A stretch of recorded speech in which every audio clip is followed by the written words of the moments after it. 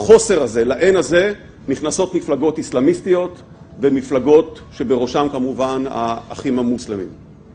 זה מוביל אותי אל המעצב השני, האסלאמה כאמור באלף.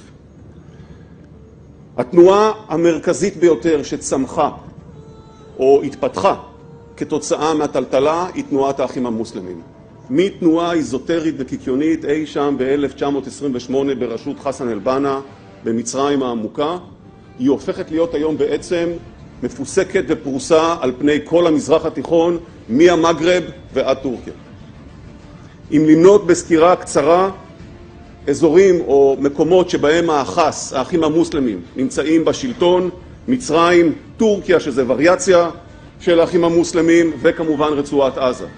מקומות שבהם הם שותפים בהובלה, בקואליציה, בממשלה, טוניסיה, מרוקו, לוב, ומקומות שהם בהם הולכים ומתחזקים, כל אחד בקצב שלו, ועדיין באופוזיציה, ירדן וכמובן סוריה, שם הגדילו לעשות וגם יצרו לעצמם כוחות חמושים.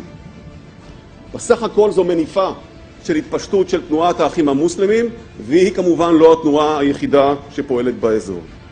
האחים המוסלמים דומיננטיים בכל, לא רק בתחומים של אסלאם פוליטי, סעד, חינוך, רווחה, בכל אלה יש להם פעילות, אגב פעילות שאותה בחלקים רבים של המדינות שתיארתי הם טיפחו ויצרו עוד לפני שפרצה הטלטלה במזרח התיכון. יותר מכך, ברחוב הערבי מזה שנים, ההפרדה בין חיים חילוניים לחיים דתיים הרבה פחות חדה ויותר מטושטשת מאשר חברה מערבית.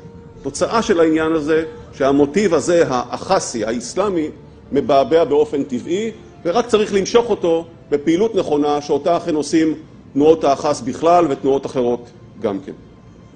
דווקא מתוך עמדת כוח, דווקא מתוך ניצול הזדמנות של המצב, פועלות תנועות האחס, כל אחת בתחום שלה, בארץ שלה, כדי לשמר שני דברים, או כדי לחזק שני דברים. האחד, לקדם את האג'נדה של תנועות האחס, והיא יצירת מדינת הלכה, שבבסיסה השריעה.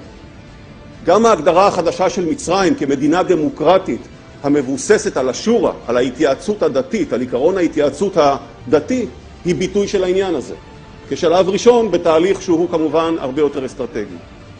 מנגד, המדינות האלה פועלות כדי לחזק את האחיזה שלהם בשלטון, אפרופו דמוקרטיה.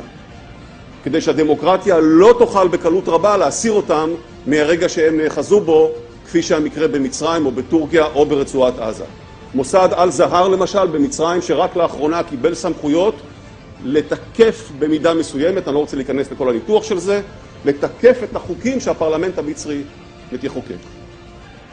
זה לצד עיתונאים שנמצאים בכלא במספרים די גדולים במצרים, גם בטורקיה ובמקומות אחרים גם כן. שתי המגמות האלה הולכות ומחזקות את האחים המוסלמים בכל רחבי המזרח התיכון. לצד העניין הזה, העובדה שהמפלגות האלה, ובראשן האחס במצרים, וגם ברצועת עזה, וגם בתוניסיה לאחרונה, עוברות למושב של הנהג, מטילה עליהם אחריות. אתה מחזיק בהגה, יש לך יותר אחריות. והאחריות הזאת מתורגמת כבר, לא לניצנים, למעשים של טלטלה 2. בטלטלה 2